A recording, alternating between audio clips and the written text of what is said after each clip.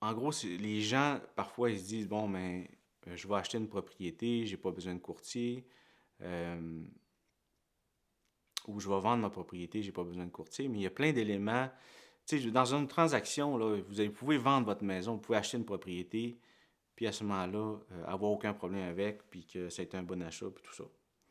Mais une fois sur 10, je vous dirais peut-être, là, puis je vous souhaite pas d'être dans cette une fois sur 10 là, mais une fois sur 10 là, il y a des éléments que moi je vais considérer dans l'achat ou dans la vente de la propriété qui va faire la différence dans la paix d'esprit de la personne.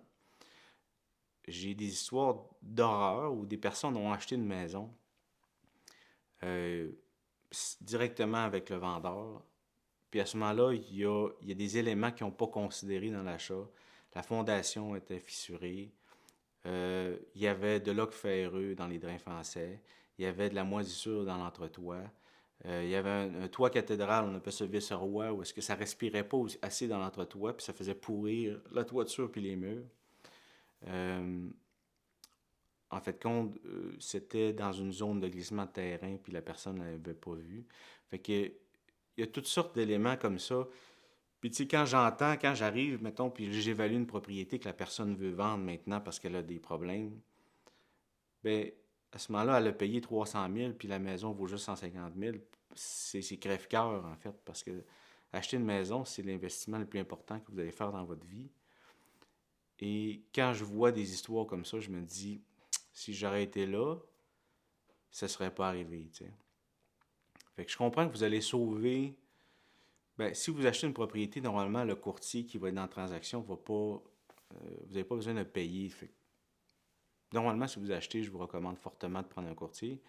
Mais quand vous arrivez pour vendre, où est-ce que je peux vous protéger, c'est des éléments à mettre clairement dans le listing, dans la fiche, pour que ce soit, qu'il n'y ait pas d'ambiguïté. Ça veut dire que quand vous faites affaire avec un acheteur, il faut que tout soit limpide dans les conditions de l'offre, de ce que vous vendez vraiment. Est-ce que c'est vraiment ça que vous vendez?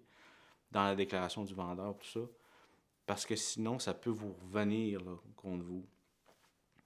Euh, Fait que c'est ça, tu sais, en gros, c'est que ce que je veux vous dire, c'est que acheter une propriété, c'est un investissement super important. Puis si ça fait la sixième propriété, puis vous vous sentez super à l'aise, c'est correct, mais j'ai vu beaucoup d'histoires où est-ce que ça l'a